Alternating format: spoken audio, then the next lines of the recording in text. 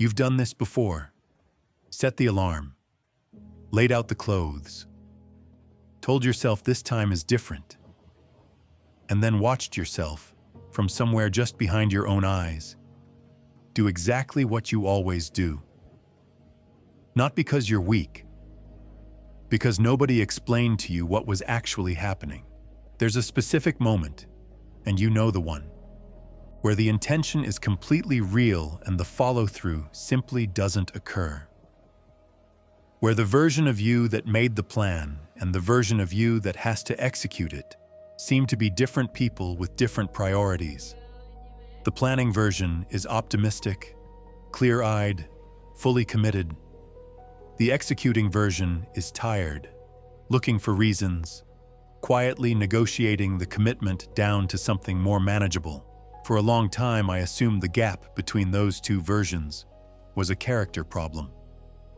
That the people who didn't have the gap were just built differently, more resolute, more serious, more willing to suffer. I spent years trying to close the gap through effort. More effort, different kinds of effort. The gap stayed exactly the same size. It wasn't a character problem. It was a mechanics problem. And mechanics, unlike character, can be understood and changed. Your brain is running a program right now. That program determines what feels natural and what feels like a fight. What you reach for automatically and what requires every ounce of conscious energy you have. Almost nobody examines the program. They just live inside it and blame themselves for the output. This book is about rewriting it. Not through force. Force is exactly what hasn't worked. Through an accurate understanding of how your brain actually builds desire, resistance, identity, and habit. Once you see the mechanism clearly, the whole problem looks different. Not easier, exactly, but workable in a way it wasn't before. The version of you where the hard things feel natural is not a fantasy. It's a destination, and there's a real path there. Before we begin, tell me where you're listening from and what time it is for you right now. I read every single one. It's always interesting to see where this reaches. Chapter 1, The Exhaustion Economy. Every motivational poster you've ever read has been lying to you. Politely, professionally, relentlessly lying. Push through. No excuses. Winners never quit. The entire genre assumes one thing, that the problem is you aren't trying hard enough. That somewhere between your couch and your goals, the only missing ingredient is more grit. It's a seductive idea. It's also catastrophically wrong. Here's what's actually happening. Picture someone, let's call him Marcus, smart guy, genuinely wants to change his life. Sets the alarm for 6 a.m., gym bag by the door, meal prep containers washed and ready. Monday morning, alarm goes off. He hits snooze, just once, he tells himself, then again. By the time he's actually up, he's already behind, already slightly ashamed, already burning through what psychologists call his self-regulatory resources just to get moving. By 10 a.m., he's made 17 small decisions. What to wear, what to say in an email, whether to respond to that text, what to eat for breakfast. By 3 p.m., he's tired in a way that has nothing to do with sleep. By 7 p.m., the meal prep containers are still in the cabinet, and he's ordering delivery. And he thinks the problem is that he's weak. Marcus isn't weak. Marcus is depleted. And he had no idea that was even a category. The research on this is unambiguous. Self-control operates like a muscle. Use it repeatedly, and it fatigues. Every decision you make, every temptation you resist, every moment you force yourself through something your brain doesn't want to do, it all draws from the same pool. And that pool is not deep. This is why your discipline looks so different at 8 a.m. versus 8 p.m. This is why you can be a model of restraint at work and a completely different person once you're home and tired and the television is right there. You're not two people. You're one person with a limited budget who spent everything before dinner. The cruel irony is that the people who rely most heavily on willpower tend to need it most, because they haven't built the underlying systems that would make willpower unnecessary. They're manually operating a machine that should be running on autopilot, and they do it every day, and they're exhausted, and they keep being told the solution is to try harder. I spent 2 years convinced I just needed more discipline, more structure, more 5 a.m. alarms and cold showers and motivational podcasts while running. It took an embarrassingly long time to realize I was managing a symptom instead of fixing the actual problem. The alarm wasn't the issue. What happened after the alarm was the issue, and I'd never examined it once. The people who seem effortlessly disciplined, and they do exist, they're not a myth, aren't grinding through resistance the way you think. Watch them closely. Their hard things don't look hard. Not because they feel no discomfort, but because they've stopped relying on the part of their brain that runs out. They figured out something specific, something the motivational industry never tells you because design better systems doesn't fit on a poster. Your brain is not your enemy, but it is completely indifferent to your goals. It's optimized for one thing: efficiency. It wants to do more of what it's already done, because familiar patterns require less energy to execute. It will reinforce whatever behavior you repeat, useful or useless, healthy or destructive. It genuinely doesn't care. It's building roads based on traffic. That's all it's doing. So the question isn't, how do I force myself to do the right things?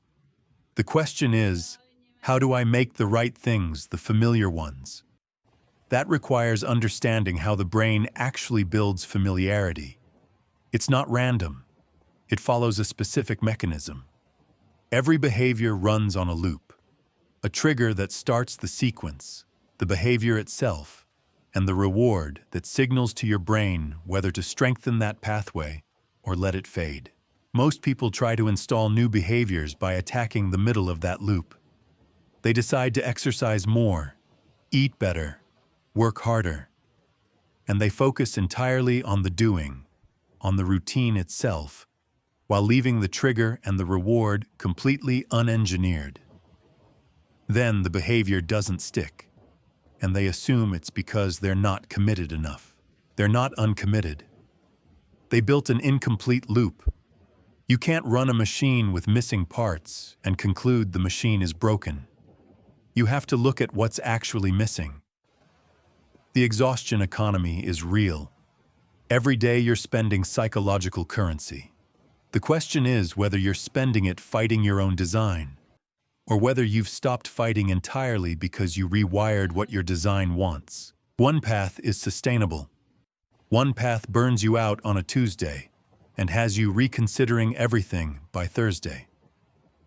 The difference between them isn't character, it's architecture. Chapter 2. What your brain is actually doing. Your brain doesn't know the difference between the gym and the couch. It knows one thing: which one you've done more. That's not a metaphor. That's neuroscience. And once you actually sit with that fact, the entire story you've been telling yourself about who you are and what you're capable of starts to look very different. Every habit you have, every automatic reach for your phone, every route you take to work, every way you respond to stress, exists as a physical structure in your brain. A neural pathway, actual biological architecture built through repetition. The more you've traveled a particular behavioral route, the more efficient that route becomes. Less activation required, less friction. The brain, ever obsessed with efficiency, starts treating it as the default. Picture a field after heavy rain. You need to get from one side to the other. The first time, you push through the wet grass, slow, effortful, slightly miserable. The second time, there's a faint trail. The fifth time, it's easier to follow the trail than to go around it. The 50th time, it's just the path. You don't decide to take it. You're already on it before you've thought about it. That's a habit. And your brain builds them constantly, without your permission, without your awareness, and, this is the part that should bother you, without any evaluation of whether the path leads somewhere good. Your brain is not in the business of judgment. It doesn't assess. It doesn't weigh options. It builds whatever you use. The neural pathway for reaching for your phone the moment you feel bored gets stronger every time you reach for your phone when you feel bored. The neural pathway for sitting down to focused work gets stronger every time you sit down to focused work. And the one that gets used more often becomes, over time, the default. This is called neuroplasticity. People say it like it's a gift, and it is. It's also completely neutral. Your brain is plastic, meaning it reshapes based on experience. The experience doesn't have to be improving your life. It just has to be repeated. I watched someone I knew spend 3 years trying to build a reading habit. Intelligent person, motivated, kept buying books, kept setting intentions, kept failing. What she never examined was the competing pathway she'd already built. Phone on the nightstand, scroll when tired, scroll when bored, scroll when slightly uncomfortable. That road was a highway. Reading was a footpath through a field. She wasn't choosing laziness. She was following infrastructure. The moment you understand this, the question changes. You stop asking, why am I like this? And start asking, what have I been building without realizing it? Because here's what that means for you. The behaviors you want, the discipline, the focus, the consistency, are not personality traits you either have or don't have. They're pathways. And pathways can be built, deliberately, with tools that are not complicated once you understand the underlying mechanism. That mechanism is called the habit loop. And it's deceptively simple. Every automatic behavior runs on 3 components. A cue, something in your environment or internal state that triggers the sequence. A routine, the behavior itself. And a reward, the signal your brain uses to decide whether to strengthen this pathway or let it fade. The cue is the match. The routine is the fire. The reward is why the fire gets started again tomorrow. Here's where almost everyone goes wrong. They focus entirely on the routine. They decide they're going to exercise, eat well, work more productively. They put all their energy into the doing, and they leave the cue vague and the reward either absent or entirely delayed into some theoretical future where they're thinner, richer, more successful. Your brain doesn't respond to theoretical futures. It responds to right now. The reward signal needs to arrive within minutes of the behavior, ideally during it, for the pathway to strengthen properly. A reward scheduled for 6 months from now, no matter how significant, does almost nothing for your habit architecture today. This is why I'll feel better about myself when I reach my goal weight doesn't work as motivation. That's not how the machinery is built. The machinery needs a signal now, something that says, this was worth it. Do it again. And here's the remarkable thing. That signal is almost always already there. You just haven't been paying attention to it. The endorphin shift after physical exertion is real. The quiet satisfaction of completing a focused work session is real. The small but genuine sense of integrity you feel when you do what you said you'd do, that's real. These aren't manufactured rewards you have to invent. They're already embedded in the behaviors you're trying to build. Most people just move straight past them, too focused on what's still unfinished to register what just happened. Your brain missed the signal. so it didn't strengthen the pathway. So the behavior felt hard again the next time. So you assumed you just weren't a disciplined person. You weren't missing discipline. You were missing attention. The other half of this is what happens with behaviors you want to stop. Every time you choose the couch over the gym, the neural pathway for choosing the couch gets fractionally stronger. Every time you delay the hard task, the pathway for delay gets reinforced. Every avoided discomfort is a vote for avoidance. The brain is always counting. None of this is moral failure. It's just traffic patterns. And traffic patterns can be rerouted. The brain you have right now is not the brain you're stuck with. It's the brain you've built so far. The same mechanism that built your current default behaviors can build different ones. The same plasticity that wired you toward avoidance can wire you toward action. The direction isn't fixed, only the process is. Understanding that process, really understanding it, not just knowing it intellectually, is what separates people who change from people who keep trying to change. You're not fighting your brain, you're learning to build with it. You're still here, 2 chapters in, that's not nothing. Most people who clicked this video moved on before they got uncomfortable. You didn't. Which means something in here is hitting close enough to stay. If that's the case, subscribe.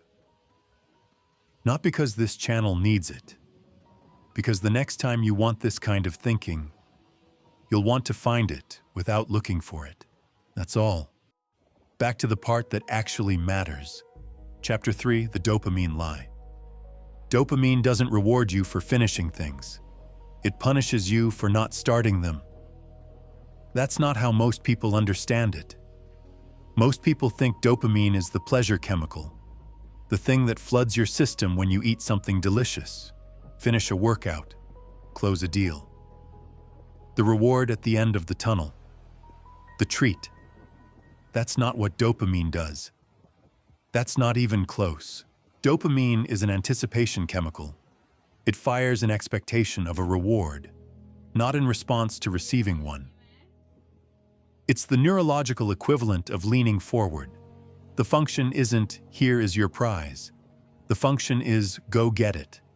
Dopamine is what makes you move toward things, and it activates before you've touched them. This distinction matters more than almost anything else in this book, because it means motivation isn't something that arrives after you've built a good habit.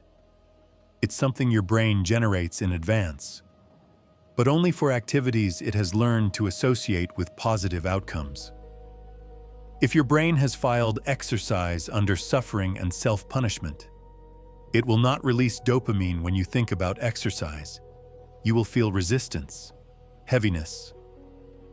A vague but powerful "not now." That's not weakness. That's your dopamine system accurately reporting the associations it has stored.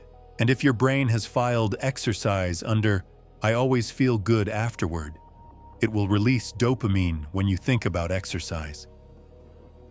You'll feel something like pull, like wanting, and you'll assume that person just has more willpower than you. They don't. They have different filing. The filing is not permanent. That's the whole point. Here's what makes this genuinely strange to sit with. Your dopamine system is conditioning itself right now based on what you do today. Every time you engage in a behavior and consciously register a reward from it, you're updating the file. You're teaching your anticipatory system what to expect next time. And next time, it will start building motivation before you've even begun. The people who love difficult things, who genuinely love hard training, focused work, uncomfortable conversations, aren't built differently. Their dopamine systems have been conditioned to anticipate reward from those activities. The motivation arrives automatically because the association has been established. They didn't start out loving it. They just paid attention to the right signals long enough for the wiring to shift. Most people do the opposite. They white-knuckle through a workout, focusing the entire time on how much they want to stop. how much longer it is, how much better the couch would feel. They complete the workout, and then they move on. No pause, no registration of what just happened in their body, no conscious acknowledgement that they feel different than they did an hour ago. The brain notices nothing, files nothing. Next time, same resistance, same absence of pull, same reliance on willpower, which, as established, is already running low by Tuesday afternoon. I used to do this. Finish a run, immediately start calculating how many calories it burned, whether it was enough, what else I needed to do.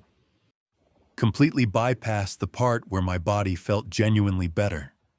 Spent years wondering why I never looked forward to exercise while simultaneously ensuring my brain had no reason to look forward to it. The fix isn't complicated. It's just counterintuitive. You have to slow down at the moment most people speed up, right after completing something difficult, and actually notice what's happening. Not perform gratitude, not say affirmations, just pay attention. What does your body feel like right now? Not before, now. Is there anything different about your energy, your mental clarity, the way your muscles feel? Is there any trace, even faint, of satisfaction at having followed through on something you said you'd do? That faint trace is the signal. Your brain needs that signal registered consciously to start building the association. Without conscious attention, it may miss the reward entirely. With it, you're directly updating the dopamine file. Over time, the file gets updated enough that anticipation starts building automatically. You think about working out, and something in you leans forward instead of backward. It doesn't happen after one session. It happens after enough sessions where you paid enough attention to the reward. There's a related technique that works in the other direction, forward rather than backward. Before you engage in a challenging activity, spend 30 seconds genuinely anticipating how you'll feel when it's done. Not imagining success in some distant future. Imagining the specific feeling of completion, the physical sensation, the small, quiet satisfaction of having done it. This primes the dopamine system before you begin. It starts generating motivational pull before you've done anything. And that pull, even if it's small, makes starting easier. Starting is almost always the hardest part. Once you're in motion, momentum tends to handle the rest. There's one more layer to this that most people never reach. Your dopamine system responds especially strongly to variable rewards, outcomes that are real but unpredictable in their exact form. This is the same mechanism behind slot machines and social media. Not knowing exactly what reward is coming keeps the system engaged. You can use this deliberately. Instead of extracting the same reward from a behavior every time, this workout made me feel energized. Vary what you pay attention to. Today, the physical sensation. Next time, the sense of integrity from following through. The time after that, how much clearer your thinking feels.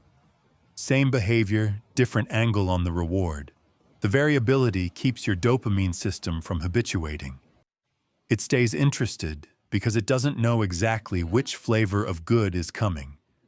It just knows something good is. This is the architecture of genuine motivation. Not motivation that shows up occasionally when the stars align, but motivation that builds itself through intelligent conditioning. You're not waiting to feel like doing hard things. You're teaching your brain to generate that feeling on its own. Willpower is borrowing energy you'll have to pay back later. Dopamine conditioning is building a system that produces its own fuel. One of those runs out. One of them compounds. Chapter 4. How to make hard things feel good. The endorphin rush after a workout is real. You've just trained yourself to ignore it. Not deliberately. Nobody decides to filter out the good parts of hard things. but somewhere between starting a new habit and abandoning it 3 weeks later.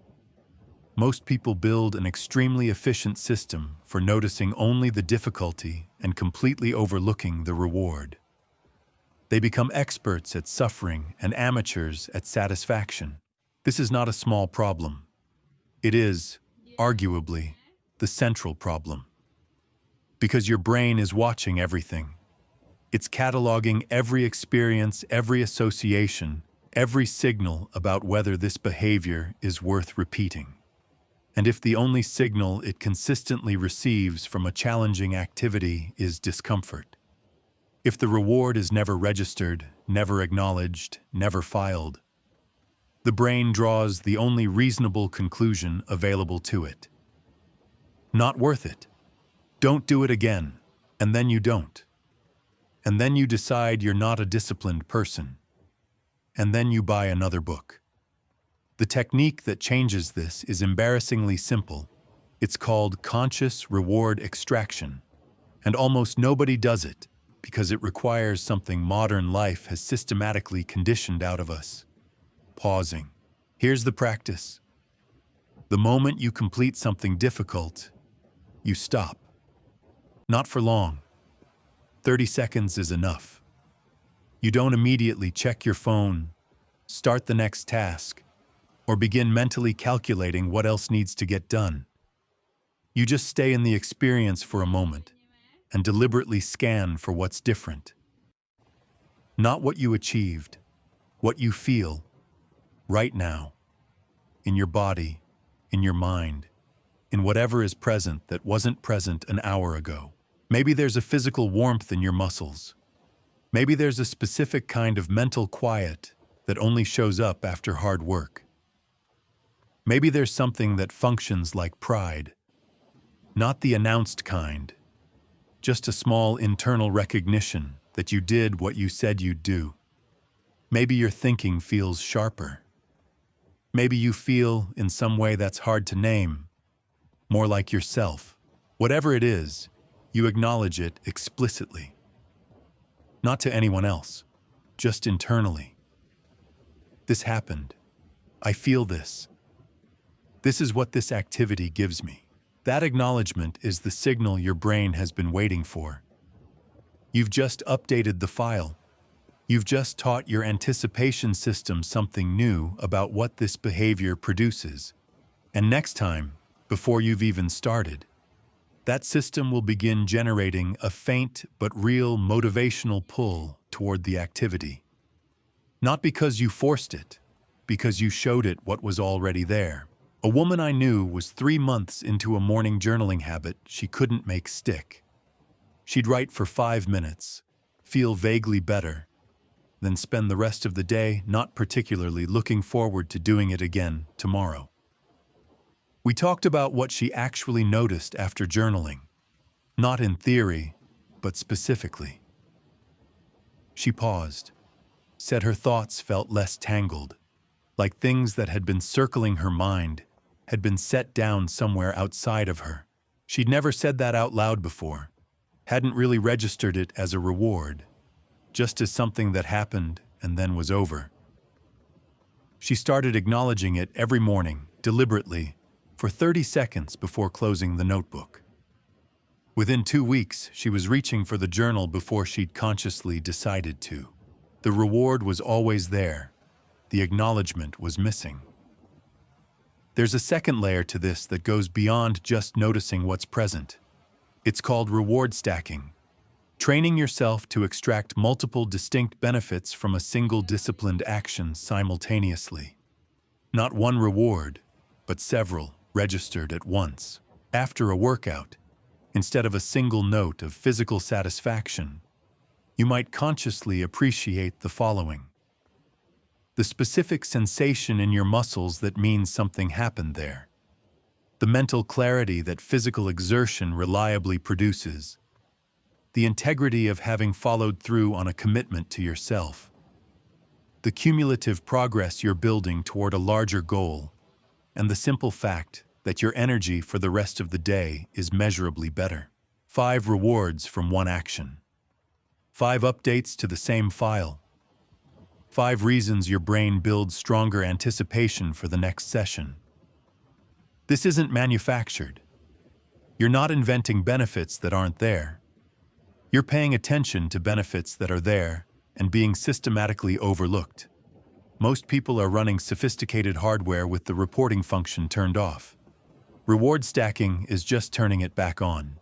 The third element, and this one is more advanced, is anticipation training. The deliberate practice of pre-experiencing reward before you've done anything. Before a challenging session of focused work, you spend 30 seconds genuinely imagining, not fantasizing, imagining, the specific feeling of having completed it. Not the downstream results, the immediate feeling, the quiet satisfaction of a task done. The particular mental state that follows 2 hours of real concentration. The small but genuine sense of having spent your time on something that matters. Your brain doesn't perfectly distinguish between vividly imagined experience and actual experience. This is well documented. The same neural regions activate, which means a 30-second anticipation practice isn't just psychological preparation. It's a mild form of conditioning.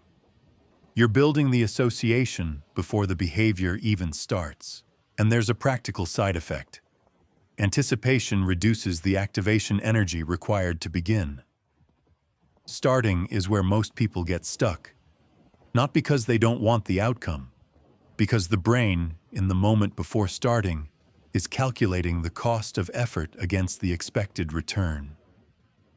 If the expected return is stored as discomfort, struggle, unclear payoff, the calculation comes back negative. The activation energy is too high.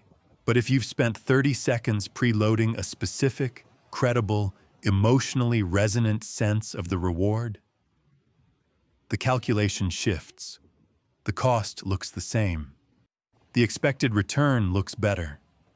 And suddenly starting is possible in a way it wasn't 60 seconds ago. None of this requires extra time. The pause after completing something hard takes 30 seconds. The anticipation practice takes 30 seconds. The reward stacking is just a question you ask yourself while you're already cooling down or closing your laptop. The total overhead is negligible. What it requires is attention. Deliberate, directed, brief attention to the part of the experience you've been automatically skipping. Hard things already feel good. That's not a metaphor or a motivational claim. It's a physiological fact. Your body produces real chemical rewards for exertion, completion, and integrity. Your brain generates real satisfaction from focused effort and followed through commitment. The feeling is there. It's been there the whole time. You just stopped long enough to notice it. Chapter 5. The meaning reframe. Pain and excitement use the same body. You decide which one it is. This isn't a motivational line. It's a physiological fact that most people find mildly unsettling when they actually examine it. The racing heart before a difficult conversation, and the racing heart before something you've been looking forward to. Identical signals, different labels. The tension in your chest before a hard workout, and the tension before something genuinely exciting. Same nervous system, different story. The story is the part you control. Most people don't realize they're even telling a story. They experience a physical sensation and assume they're simply receiving accurate information about reality. Heart racing equals fear. Muscles tense equals dread. Stomach tight equals this is bad, and I should avoid it. The interpretation feels automatic, obvious, objective. It isn't any of those things. It's a habit, a deeply ingrained cognitive habit that was formed long before you had any say in the matter. When you were young and faced something difficult, the adults around you may have communicated through their words, their reactions, their own relationship with challenge. That difficulty was a problem to be solved or avoided. That discomfort was a signal to stop. That struggle meant something was wrong. And your brain, being the pattern recognition machine it is, filed that association carefully. Discomfort equals stop. Struggle equals failure. Hard equals bad. You've been running that file ever since. The technical term for changing it is cognitive reappraisal, not suppression. You're not pushing the feeling down or pretending it isn't there. Not positive thinking.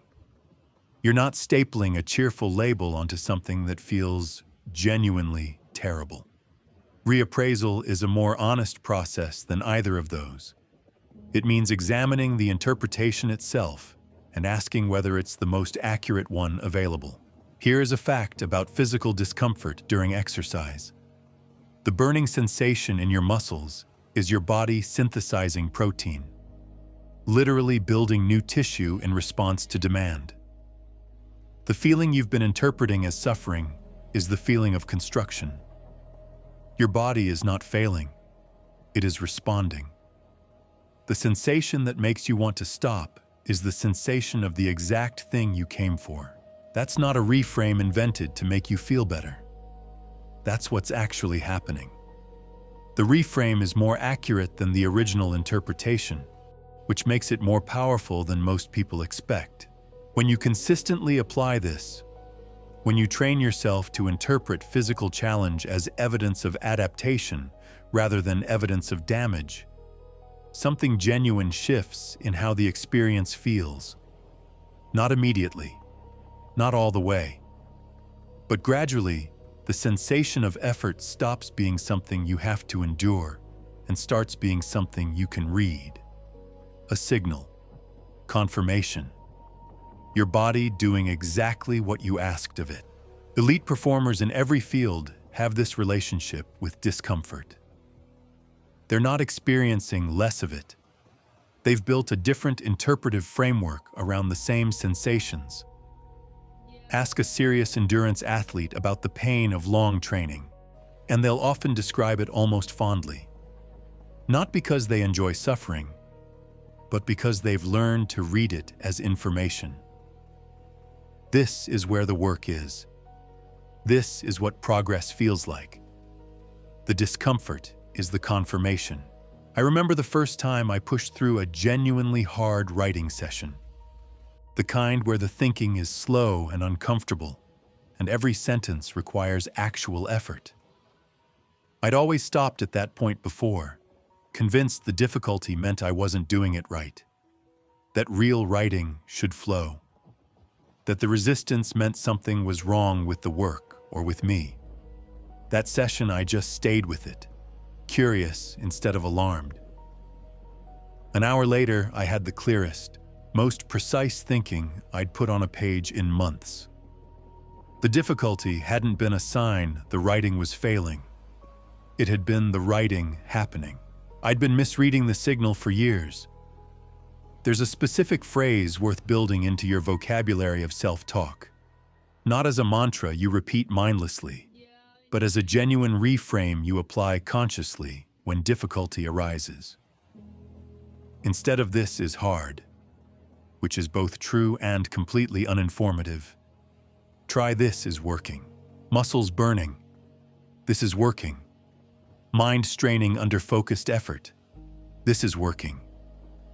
The uncomfortable edge of a difficult conversation. This is working. Resistance in the early minutes of a task you've been avoiding. This is working. 2 words. They shift the interpretation from evidence of a problem to confirmation of a process. And your brain, which responds to meaning more than circumstance, begins to experience the sensation differently. There's a related concept worth understanding. Psychologists call it flow, and most people have experienced it at least once without knowing what it was. That state where you're completely absorbed in what you're doing, time moves strangely, and the activity itself becomes intrinsically rewarding. People tend to think of flow as something that happens to them, a lucky intersection of the right conditions. It's not entirely that. It can be cultivated. The conditions for flow are specific. The challenge has to be real. If the activity is too easy, your brain disengages. But it can't be overwhelming. If the gap between the demand and your current capability is too large, you shut down into anxiety rather than absorption. Flow lives in the narrow band where the challenge is slightly beyond your current comfort zone, but not so far beyond it that you lose the thread. To find flow in disciplined activities, you need micro goals, not the large, distant outcome. Get fit, finish the project, master the skill. Immediate, specific, achievable targets within the current session. Today, maintain perfect form for every rep. This paragraph, find the exact right word for this idea. This meeting, stay fully present without checking anything. These small targets create the feedback loop that keeps your brain engaged. You're not waiting for some distant payoff. You're navigating a real challenge in real time. And when the challenge is calibrated correctly and you're genuinely engaged, something shifts. The activity stops being something happening to you and starts being something you're doing. That shift in agency is the gateway to flow. The deepest version of this reframe isn't about individual workouts or work sessions. It's a broader orientation toward difficulty itself. The understanding that discomfort is not a detour from growth. It is growth. That the edge of your comfort zone is not a warning boundary. It's the exact address where development occurs. Every time you feel challenged, something is being built. Every time you push through resistance, a pathway is being strengthened. Every time you choose the harder thing, you're not just completing a task. You're becoming someone for whom slightly harder things are now normal. The discomfort doesn't disappear, but its meaning changes entirely. And when the meaning changes, so does the experience. Chapter 6. You are not your habits yet. Nobody wakes up as a disciplined person. They wake up as someone who made slightly better choices yesterday than the day before. That's the entire secret. And it's almost insultingly undramatic. The story most people tell about discipline is a story about character. Either you have it or you don't. Either you're the type of person who gets things done, or you're the type who doesn't. This narrative is so pervasive, so deeply embedded in how we talk about success and failure, that most people have never questioned whether it's actually true. It isn't. Identity is not a fixed thing you discover about yourself. It's a dynamic thing you build through action. Slowly, incrementally, through thousands of small choices that accumulate into a self-concept so consistent, it eventually feels like nature. But it was always construction. The people you admire for their discipline didn't arrive with it. They built it. And the mechanism they used to build it is available to everyone. Here's how it works. Every action you take is, in a small but real way, a vote. Not a declaration, not a transformation, just a vote. When you choose the harder option, get up instead of staying in bed, do the work instead of avoiding it, keep the commitment instead of renegotiating, you cast a vote for a specific identity. I am someone who does hard things. When you choose comfort over commitment, you cast a vote for the alternative. Your brain tracks these votes. Not consciously, not with a tally somewhere you can check. But over time, the pattern of votes shapes what you genuinely believe about yourself. Not what you say about yourself, what you believe below the level of conscious thought, in the automatic part of your mind that decides what options are even worth considering. This is why small actions are so disproportionately important. Not because of what they accomplish in the world. A single workout doesn't change your body. A single focused work session doesn't finish the project. But because of what they establish internally. Each one is evidence. Each one is a data point in the ongoing case your brain is building about who you are. Most people get this completely backwards. They wait to feel like a disciplined person before they take disciplined action. They think the identity has to come first, that once they believe in themselves, the behavior will follow naturally. But that's not how identity works. Identity follows behavior. Belief follows evidence. You don't think your way into a new self-concept. You act your way into it, one small vote at a time. The practical implication of this is significant. If you want to become someone who exercises consistently, don't start by trying to feel like an athlete. Start by casting the smallest possible vote in that direction. Put on the shoes. Walk to the gym. Do one set and go home if that's all you have today. Not because one set transforms your fitness, because it transforms the story. It's evidence. Your brain files it. I did that. That's something I do. Do it enough times, and the self-concept shifts. Not all at once. Not in a moment of revelation. Just gradually, through accumulated evidence, until one day you notice that not exercising feels strange. Not because you've forced yourself to love it, because you've become someone for whom it's just part of how things go. There's a specific reframe that accelerates this process. When you're facing a difficult choice, do the thing or don't. Instead of asking, do I feel like doing this? You ask something different. What would someone with my values choose right now? Not what would a disciplined person do. That question still feels like you're pretending to be someone else. What would someone who genuinely values health or growth or integrity choose in this exact moment? And the answer is usually obvious, which makes the choice easier. You're not forcing yourself to act against your nature. You're acting in alignment with values you already hold. This is an important distinction. Forcing yourself to behave differently than you feel creates internal friction, the exhausting experience of fighting your own psychology. Choosing to act from your values creates something different. Alignment. The sense that this action, however uncomfortable, is genuinely yours. That it expresses something real about who you are or who you're becoming. The friction doesn't disappear, but its character changes. It's no longer the friction of being wrong for yourself. It's the friction of growth. The entirely different feeling of becoming more of what you actually want to be. There's one more element that's worth naming because most people skip it out of impatience. The evidence has to accumulate gradually.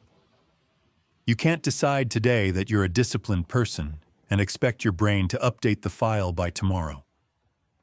The self-concept doesn't work that way. It requires consistent, repeated evidence over time before it genuinely shifts. This means starting smaller than feels meaningful, much smaller than feels like it should matter. Because the point at the beginning isn't the behavior itself. The point is the reliability. You are training your brain to trust you, specifically, to trust that when you make a commitment to yourself, you follow through on it. That trust, once established, is the foundation everything else gets built on. Because when you believe, really believe, not just hope, that you're someone who keeps promises to yourself, the calculus of difficult choices changes entirely.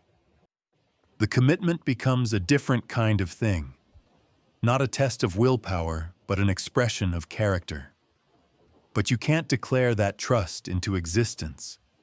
You have to earn it.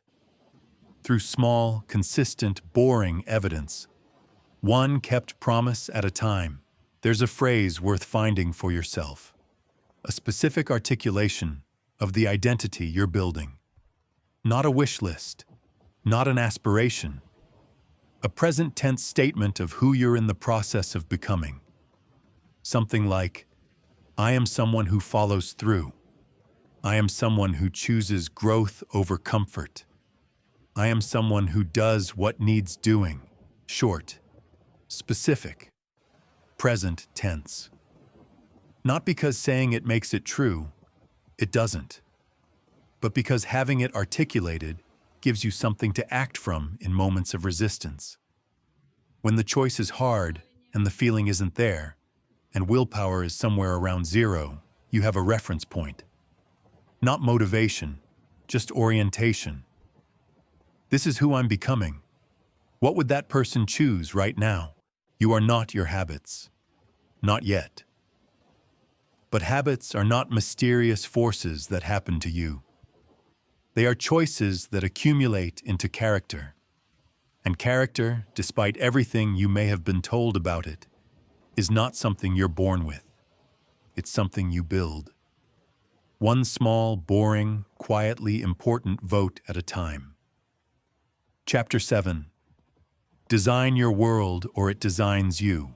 The cookie on the counter is more powerful than your entire moral character. Not because you're weak, because proximity is a form of decision-making. And most people have outsourced their decision-making to whoever arranged their environment last, which was usually their past self, who had completely different intentions than their present self does right now. Your environment is not neutral. Every object in your field of view is a cue. Every cue triggers a behavioral tendency. Every tendency, repeated often enough, becomes automatic. This is happening constantly, below the level of conscious awareness, completely independent of your goals, your values, or how seriously you took that motivational podcast this morning. The running shoes by the door say something to your brain when you walk past them. The phone on the nightstand says something different. The glass of water on the desk says something. The bag of chips in the cabinet at eye level says something. None of these objects are passive. They are all, in the language your brain actually speaks, suggestions. And your brain is extraordinarily receptive to suggestions. Most people design their environments entirely by accident. They put things where they fit, where they landed, where they've always been. They arrange their spaces for convenience and aesthetics without ever considering the behavioral programming embedded in every placement decision. Then they're surprised when their behavior follows the programming rather than their intentions. A man I knew spent 18 months trying to build a meditation habit. He had a dedicated app, a subscription to a guided meditation service, genuine commitment. Every morning he intended to meditate. Every morning he picked up his phone instead, to check the time, to silence the alarm, and then, inevitably, to look at whatever had arrived overnight. By the time he thought about meditating, he was already 20 minutes into his phone, and the window had closed. The meditation app was on the phone. The phone was the first thing he touched every morning. The environment had already decided what he was going to do before he was fully awake. He moved the phone to another room, put a small meditation cushion next to the bed where the phone used to be. The first object his hand found in the morning was the cushion. 3 weeks later, the habit was solid. Nothing else changed. Same intention, same app, same person. Different architecture. The technical name for this is friction engineering. And it operates on a principle that sounds almost too simple to be powerful. Every additional step between you and a behavior reduces how often you do it. Every removed step increases it. The relationship isn't linear, it's steep. Adding just 20 seconds of inconvenience to a behavior can reduce its frequency dramatically. Removing 20 seconds of friction can make a previously difficult behavior feel almost effortless. This means two things practically. First, you systematically reduce friction for behaviors you want. Make them obvious, accessible, requiring the fewest possible steps to begin. Workout clothes laid out the night before. Healthy food at eye level, washed and ready. Important work open on your computer when you sit down, not buried under 5 other windows. The book on your pillow, not on the shelf. Every removed barrier is a vote for the behavior happening. Second, you systematically increase friction for behaviors you want to reduce. Move the thing that tempts you. Add steps between you and it. Make the convenient choice less convenient. This isn't about making things impossible. It's about introducing just enough resistance that the automatic reach encounters a small obstacle. That obstacle is often enough to interrupt the pattern and give your conscious intentions a window to participate. Hiding the television remote sounds trivial. Logging out of social media apps so you have to log back in each time sounds trivial. Keeping your phone in a different room sounds trivial. None of these things are trivial. They're architecture. Small changes in friction that compound into significant changes in behavior over weeks and months. Your digital environment deserves the same intentional design as your physical one. And most people's digital environments are catastrophically badly designed for the lives they want to live. The apps that receive the most use are engineered by entire teams of behavioral scientists whose explicit goal is to make them as hard to stop using as possible. And you've installed them on the device you carry everywhere and check an average of 90 times a day. You are not going to out-willpower that. Nobody is. The answer is architecture, not resolve. Move the apps that drain your attention to inconvenient locations. Turn off notifications for everything that isn't genuinely urgent. Create phone-free times and spaces that are structural, not aspirational. Not I'll try not to check it, but it's in the other room, so I physically can't. Design your digital environment the way a serious person would design any tool. For the purpose it serves, not for the purpose it was sold to you for. There's a third layer of environment that most people underestimate almost entirely. The social one. The people you spend significant time with are not passive presences in your life. They are behavioral cues. They model what's normal. They signal what's acceptable. They establish, through their choices, their expectations, and their reactions to your choices, the ambient standard you're constantly being pulled toward or away from. This isn't about judging the people in your life. It's about being honest about what their presence tends to produce in you. Some people leave you feeling more like yourself, more energized, more oriented toward what matters to you. Others leave you feeling slightly flatter, slightly more comfortable with smallness, slightly less motivated to do the hard things. Both are valuable data. You don't have to engineer your social environment as aggressively as your physical one. But you can be intentional about where you seek community when you're building something new. Finding even one person who is genuinely engaged in the same kind of growth you are changes the ambient standard around that behavior. It normalizes difficulty. It makes discipline feel less like an eccentric personal project and more like something reasonable people do. The last element of environmental design is the one people forget entirely until it's too late. Your future environment. The conditions you create now for your future self, who will have less motivation, less energy, and less clarity than your present self does in this moment of intention. Your present self is relatively optimistic. Your future self, at 9 p.m. on a Wednesday after a difficult day, is not. Design for that person. Make their decisions in advance when you have the resources to make good ones. Lay out the clothes, prep the food, block the time on the calendar. Remove the options that compete with what matters. Your future self will not thank you.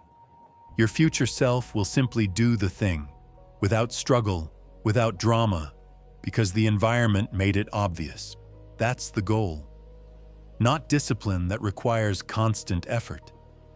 Discipline that's been designed into the space around you, so thoroughly that the right choice is simply what's there. The cookie on the counter is powerful, but you're the one who put it there. Chapter 8. The Small Win Machine. The person who swears they'll run a marathon on Monday hasn't run since college. The person who just puts on their shoes every day, they'll run the marathon. This is not an inspirational observation. It's a description of how momentum actually works, which is different from how almost everyone intuits it should work. Most people believe momentum is something you build by doing big things.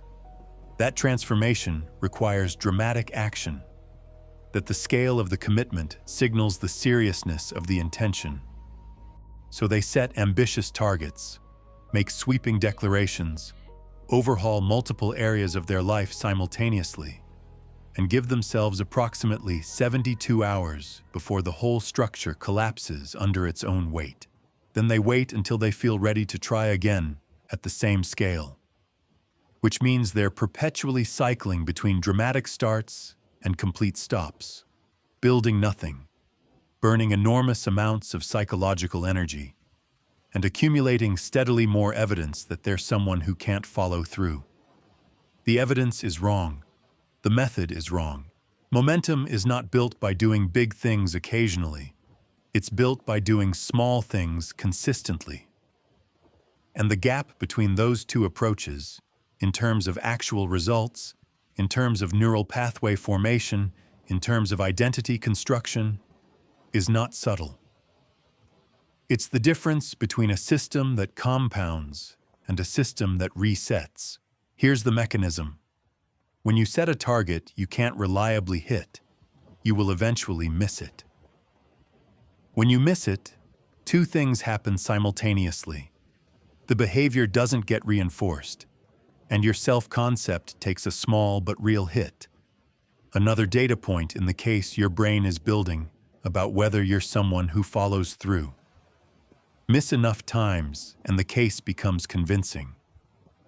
The conclusion writes itself. But when you set a target so small, it's almost impossible to fail.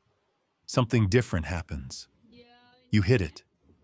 Every time, or close enough to every time, that the exceptions don't define the pattern. Each hit is a kept promise to yourself. Each kept promise is evidence. The evidence accumulates. The self-concept shifts. And the neural pathway, the actual biological architecture of the habit, gets reinforced with every repetition, building toward the kind of solidity that makes the behavior feel automatic rather than effortful.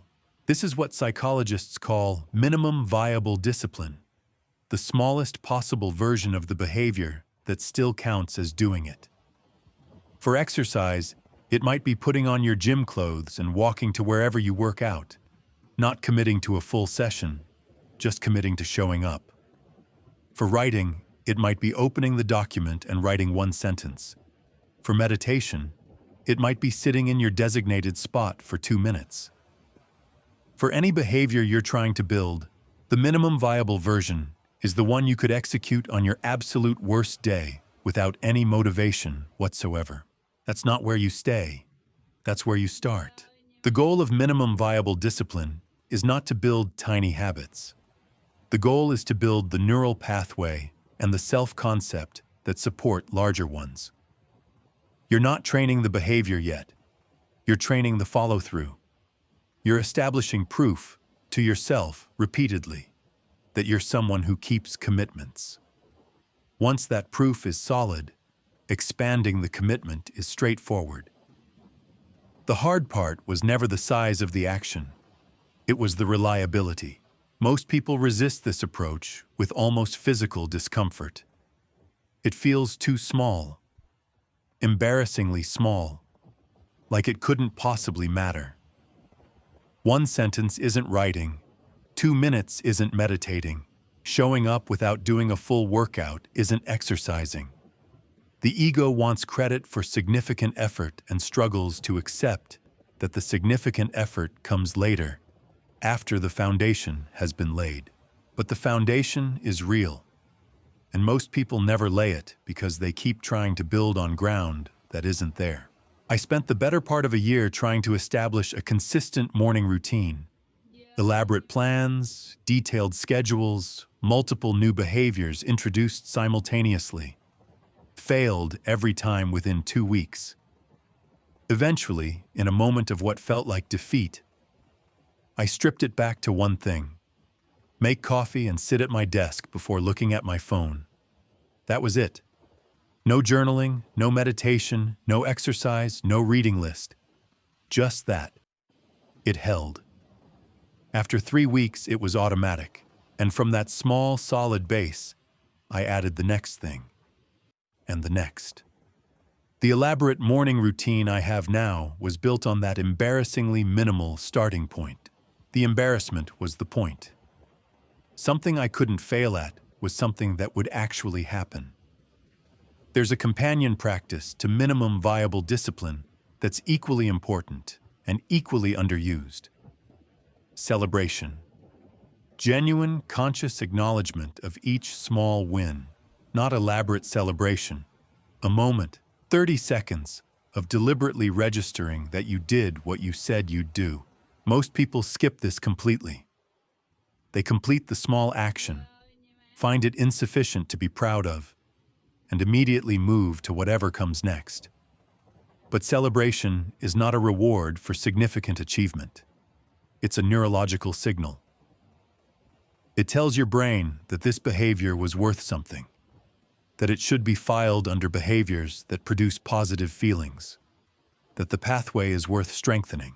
Without celebration, even consistent behavior fails to build the positive associations that make it feel automatic. The behavior happens, but the reward loop doesn't close properly. The pathway forms, but stays narrow. The habit exists, but remains fragile. With celebration, even the smallest, most private acknowledgement, the loop closes correctly. The pathway gets the reinforcement signal it needs. The identity gets another data point, and next time, the behavior requires slightly less activation energy than it did this time. A visual record of consistency amplifies this effect significantly. Something as simple as marking an X on a calendar for each day you complete.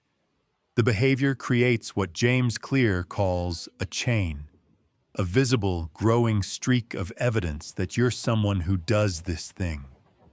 The chain itself becomes motivating. Breaking it feels like loss. Maintaining it feels like something worth protecting. This is not trivial psychology. It's the same mechanism behind every point system, every streak counter, every progress bar ever designed into software. The visual representation of consistency engages a reward circuit that pure behavior tracking doesn't. You can use it deliberately, in service of what you're actually trying to build. Beyond the individual habit, there's a concept worth understanding called keystone disciplines. Specific behaviors that don't just build themselves, but seem to pull other positive behaviors in their wake. Exercise is the canonical example. People who establish consistent exercise habits frequently report unsolicited improvements in sleep, nutrition, focus, and emotional regulation. They didn't target those areas. The keystone behavior created conditions in which other discipline choices became easier and more natural. This happens because keystone disciplines change the underlying conditions for all other behavior. Exercise raises energy, improves mood, increases cognitive function, and, critically, generates a sense of accomplishment that carries into the rest of the day. Someone who has already done something hard by 8 a.m. relates differently to difficult choices at 10 a.m. The standard has been set. The identity has been activated. The momentum is already in motion. Identify the keystone discipline in your own life. The single behavior that, when present, makes everything else easier. Prioritize building that one first. Not because other things don't matter, because some things create conditions for other things. and starting with those is just efficient use of limited psychological resources. The last element of the momentum system is what happens when you link small disciplines into sequences. A chain of small actions, each one using the completion of the previous as its cue to begin. Make the bed, drink water, 5 minutes of movement, 1 page of reading, each item small enough to feel effortless. Together they establish a tone, a pattern of intentionality that sets the psychological conditions for everything that follows. The sequence doesn't have to be morning. It doesn't have to be long. It just has to be consistent enough that the chain itself becomes automatic, each link triggering the next, without deliberate decision-making in between. That's the machine. Small inputs, reliably executed, celebrated consistently, linked intelligently. It doesn't look impressive from the outside. It doesn't feel significant from the inside, at least not at first. But it compounds, quietly, consistently, in the direction you pointed it. And one day you look up and realize the marathon runner is you. Chapter 9. Advanced Wiring. Elite athletes don't love training because they're built differently. They love it because they train themselves to love it. That sentence lands differently depending on how carefully you read it. Most people skim past the second half, trained themselves to love it because it implies something uncomfortable. That the people you've been quietly envying for their relationship with hard work didn't stumble into that relationship. They built it, deliberately, through specific techniques that are not mysterious, not genetic, and not unavailable to you, which means the gap between you and them is not fixed. It's just unfilled. The techniques that elite performers use to condition their psychology fall into several categories. They're not complicated once you understand the underlying mechanism, but they require consistency and conscious application, which is why most people never discover them, despite the fact that the information has been available for decades in sports psychology literature that almost nobody outside professional athletics ever reads. The first is called contrast conditioning, and it works by exploiting something fundamental about how your brain builds associations. Here's the structure. You engage in something genuinely challenging. Immediately after, not an hour later, not the next day, but within minutes, you consciously savor whatever positive experience the challenge produced. The physical sensation of exertion settling into your muscles. The mental quiet that follows hard cognitive work. The specific feeling of having pushed through something you wanted to quit. You don't rush past it. You stay in it deliberately for long enough that your brain registers the pairing clearly. The brain is building a map. Challenge leads here. Here is this feeling. The more consistently you pair effort with conscious enjoyment of its aftermath, the more powerfully the map gets drawn. Eventually, just thinking about the challenging activity begins to produce anticipatory versions of those good feelings. The contrast, hard thing, then this, becomes an expected sequence. And expected sequences generate craving. This is the mechanism behind what people loosely call loving the process. It's not mystical. It's repeated contrast conditioning applied consistently over time until the map is drawn deeply enough to generate genuine desire. The second technique is progressive exposure. It sounds clinical. It's actually elegant. The principle: you can build tolerance for progressively higher levels of difficulty while maintaining positive associations, as long as each increase is small enough that the experience stays rewarding rather than becoming overwhelming. You're expanding your comfort zone gradually, keeping the activity in the zone where it's challenging enough to be engaging, but not so far beyond your current capacity that it collapses into suffering. The mistake most people make is binary thinking about intensity. Either they stay comfortably within what they can already do, which produces boredom and stagnation, or they dramatically exceed their current capability, convinced that maximum effort produces maximum results. Maximum effort without adequate foundation produces maximum dropout. The research on this is consistent. Progressive exposure requires patience with small increments. The athlete who adds 5 pounds to the bar every week, not 50. The writer who extends focused sessions by 10 minutes at a time, not 2 hours. The person building concentration capacity who goes from 15 minutes to 20 before going to 30. Each step small enough that the positive associations established at the previous level survive the transition. Over months, you find yourself genuinely comfortable at levels that would have felt impossible at the start. Not because you pushed harder, because you moved the edge carefully and kept the experience rewarding throughout. There's a woman who runs ultramarathons now, 100-mile events through mountains, who couldn't run a mile without stopping 3 years ago. She didn't build that capacity through heroic suffering. She built it through relentless, almost boring, incremental progression. 5 minutes of running the first week, 8 the second. The progression was so gradual it barely felt like progress while it was happening. But the positive associations held at every stage. She never reached a point where running felt like something to endure. It always stayed in the zone where it felt like something she was capable of.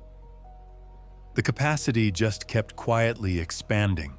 The third technique is association stacking. You've encountered a version of this in earlier chapters. The practice of extracting multiple rewards from a single behavior. What makes it advanced is the deliberate layering of associations until the activity carries such a dense cluster of positive meaning that the anticipatory pull becomes very strong. For a workout, you might consciously layer the physical sensation of muscles working, the integrity of following through on a commitment, the cumulative progress toward a goal that matters to you, the immediate cognitive boost that physical exertion reliably produces, and the particular kind of self-respect that comes from doing hard things consistently. 5 distinct positive associations, each reinforced separately, all attached to the same behavior. The brain doesn't average these. It stacks them. The activity becomes associated with an increasingly rich cluster of good things, and the anticipatory dopamine response reflects that richness. The desire to engage with the activity grows stronger not because any single reward has increased, but because the number of associated rewards has multiplied. The fourth technique is state anchoring. This one requires some explanation because it operates at a slightly different level than the others. Identify a moment when discipline felt genuinely effortless, when you were fully engaged in something difficult and it felt good, or at least right, in a way that required no forcing. Notice everything about your internal state in that moment. Your posture, your breathing, the quality of your attention, the specific feeling in your body, the thoughts that are present. These details are the signature of your optimal performance state. Now create a simple physical gesture or phrase that you consciously associate with that state. Something you can execute in seconds. A specific way of sitting. A particular breath. A short phrase said internally. Use it every time you enter that state consistently enough that the association becomes conditioned. Once the conditioning is established, the anchor works in reverse. You can use the gesture or phrase to access the state deliberately, rather than waiting for it to arrive on its own. You've created a shortcut to your most disciplined mindset. Not a guarantee. The state has to be genuinely accessed, not just performed, but a reliable way to shift your psychology toward conditions where disciplined action feels natural. This sounds abstract until you try it seriously for a few weeks. Then it feels less like psychology and more like having a useful switch. The final advanced technique is transformation tracking. Not tracking outputs, weight, words written, dollars earned. Tracking the internal changes that disciplined action is producing over time. How your confidence has shifted. How your relationship with difficulty has changed. How the quality of your attention has developed. How your baseline energy level has moved. These internal transformations are usually invisible to people who are focused only on external metrics. But they're the most durable results discipline produces. External metrics fluctuate. The person you're becoming through consistent disciplined action accumulates permanently. When you track the internal transformation, not obsessively, but with genuine attention, something shifts in how you experience the daily effort. The individual session stops being evaluated only on its immediate output and starts being understood as part of a larger process of becoming. That framing changes everything about motivation. You're not just trying to hit a number. You're building a person, and that person, once built, doesn't need these techniques anymore. Not because the techniques stop working, because they've done their job. The conditioning is complete. The associations are established. The love of the process is genuine. That's the endpoint. Not effortful discipline maintained through sophisticated psychological techniques. Genuine desire for the things that produce excellence, conditioned into you so thoroughly it feels like character. It is character. You just built it deliberately instead of accidentally. Chapter 10. When it all falls apart, you will quit, probably multiple times. That's not the problem. The problem is how long you stay quit. Most books about discipline don't tell you this directly. They imply, through relentless forward momentum and absence of failure narratives, that the right system properly applied produces unbroken consistency, that breakdowns are aberrations caused by insufficient commitment or flawed technique, that people who really get it don't fall apart. This is either dishonest or naive, possibly both. Every person who has ever built genuine long-term discipline has also experienced its collapse. The elite athlete who stops training after an injury and finds the motivation has gone strange and cold when they try to return. The writer who misses 2 weeks during a move and suddenly can't find the thread. The person who maintained impeccable nutrition for 8 months and then spent 2 weeks in someone else's house during a family crisis and returned home to habits they don't recognize as theirs.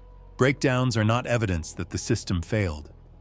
They're evidence that you're a biological organism subject to the full complexity of a human life. The question is never whether they'll happen. It's whether you have a system for recovery that's faster than the breakdown. Most people don't. So they stay quit longer than necessary. And the longer they stay quit, the more the neural pathways weaken, the more the identity starts to shift back, the more the re-entry cost grows. A 2-week breakdown that gets addressed in week 2 is a minor setback. The same breakdown that goes unaddressed until week 8 is a different problem entirely. The first type of breakdown worth understanding is the motivation crash. It arrives with almost metronomic predictability, usually somewhere between 3 and 8 weeks after starting something new. The novelty has worn off. The initial results, whatever they were, have been absorbed into the new baseline. The habit hasn't yet become automatic, and the gap between how much effort the behavior requires and how much reward it produces starts to feel like a bad deal. This is not a sign that the behavior isn't working. It's a sign that you're in the most vulnerable window of habit formation, past the exciting beginning, not yet at effortless consistency. Almost everyone who quits a new habit quits here. Not because they failed, because they didn't know the crash was coming and didn't have a protocol for navigating it. The protocol is counterintuitive. When the motivation crash hits, you don't push harder, you reduce. temporarily, deliberately, without shame. You return to the minimum viable version of the behavior, and you maintain only that. Not peak performance, not the full routine, just the small, consistent signal that keeps the neural pathway alive and the identity intact. The motivation crash is not asking you to do less forever. It's asking you to do less right now, while the brain consolidates what it's learned and your psychology restabilizes. The runners who survive their first motivation crash are the ones who keep putting on the shoes even when they only walk around the block.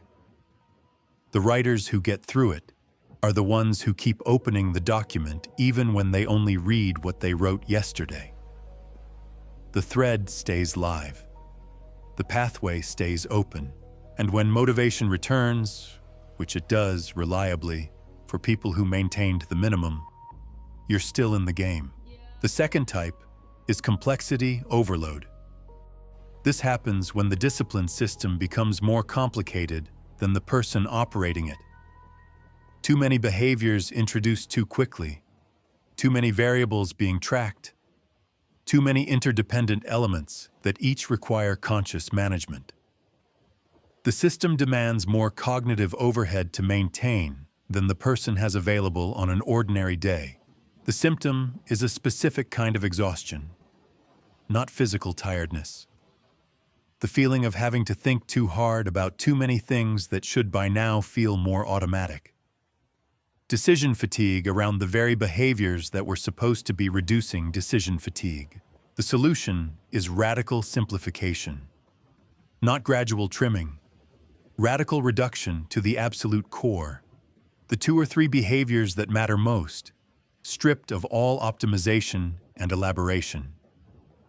Execute those with complete reliability for long enough that they're genuinely automatic. Then, carefully, reintroduce complexity. Most people resist this because it feels like retreat. It isn't. It's triage. You're identifying what's load-bearing and protecting it while the non-essential elements are temporarily set aside. A building with solid foundations survives almost anything. A building with elaborate ornamentation and unstable foundations doesn't survive the first significant storm. The third type is environmental disruption. Travel, job changes, relationship transitions, illness, family emergencies. Any significant external change that removes the cues, contexts, and routines that your disciplined behaviors depend on. You built habits that work beautifully in your normal environment. Your normal environment is gone, and the behaviors, which felt automatic at home, suddenly require conscious effort in unfamiliar circumstances. I traveled for 3 weeks and came back to find that practically everything I'd been doing consistently for months had simply stopped. Not because I'd decided to stop, because the environmental architecture that was quietly supporting all of it had been absent for 3 weeks, and the neural pathways had begun to thin. The habits weren't gone, but they'd lost their automatic quality. I had to rebuild the conditions before the behaviors returned naturally.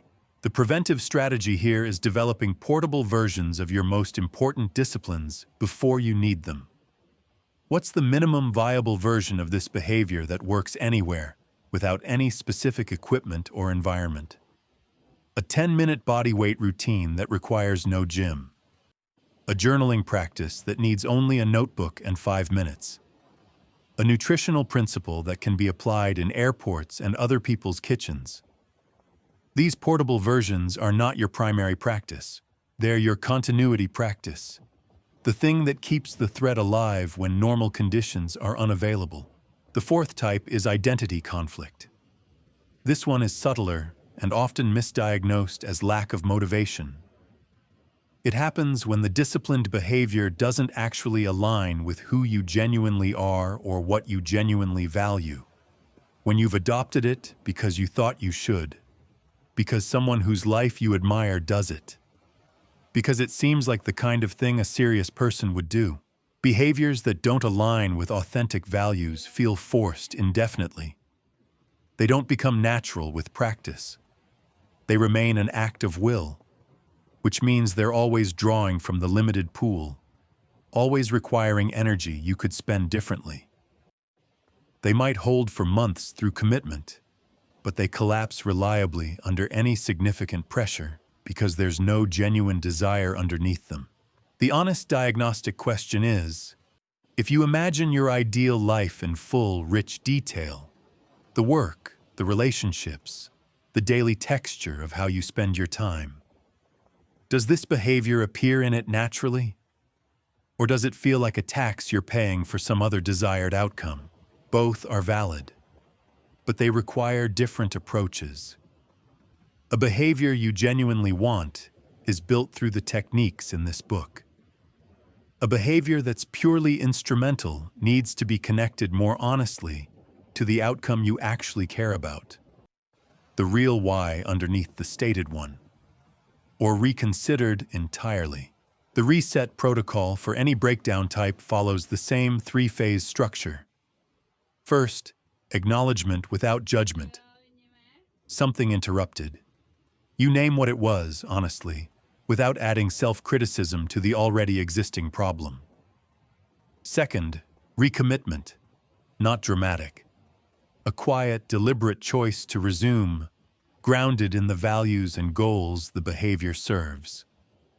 Third, reconstruction, beginning again at the minimum viable level and building back up gradually rather than attempting to resume at full intensity immediately.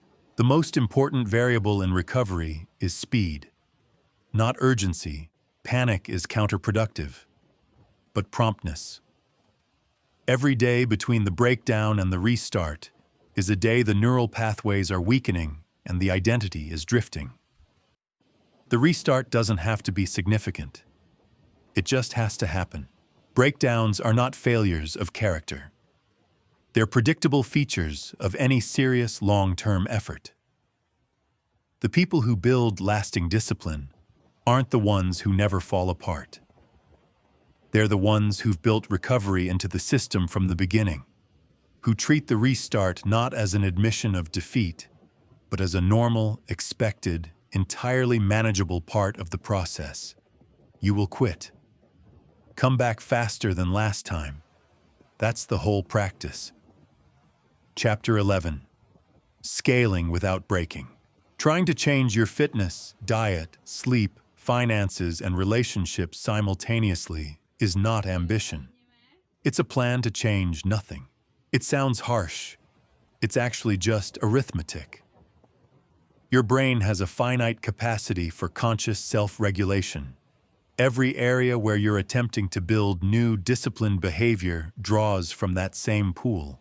Attempt too many simultaneously, and the pool runs dry before any single behavior has become automatic.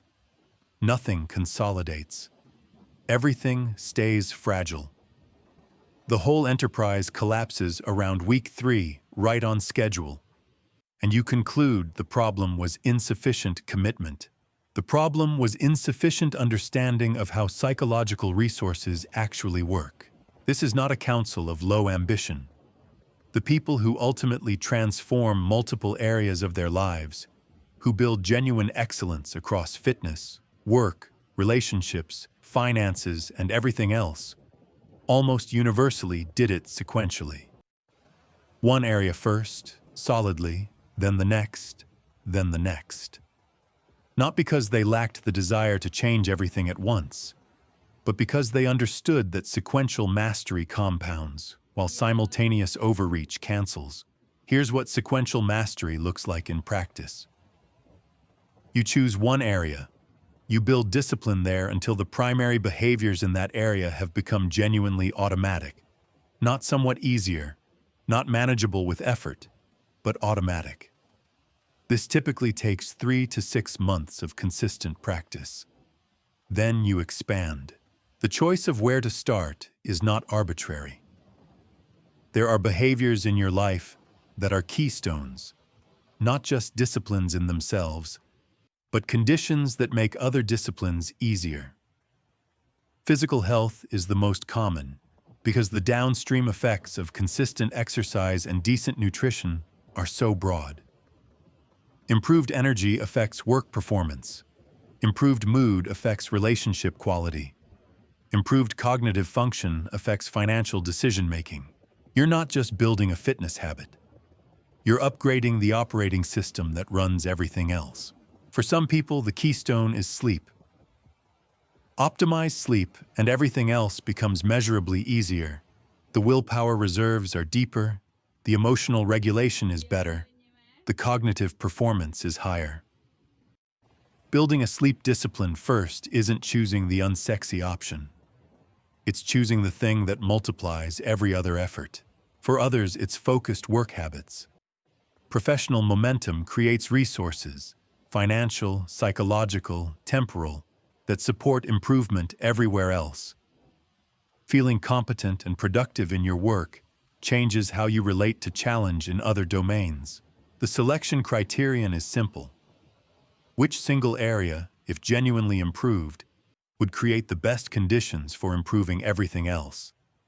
Start there, only there, and resist the pressure, internal and external, to add more before the foundation is solid. The integration phase, when you do expand to a second area, requires more care than most people anticipate. You're not simply adding new behaviors on top of existing ones. You're connecting them, finding the natural points where your established discipline and your new target area reinforce each other rather than compete for the same resources. If you've built consistent morning exercise, the integration point for nutritional discipline might be post-workout nutrition specifically. You're already thinking about your body in the morning. You're already in a health-oriented mindset. The new behavior attaches to existing architecture rather than floating independently.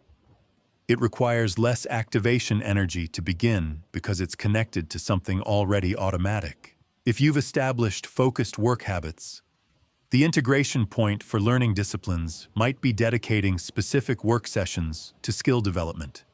The focused work infrastructure already exists. You're just redirecting it toward a new content area.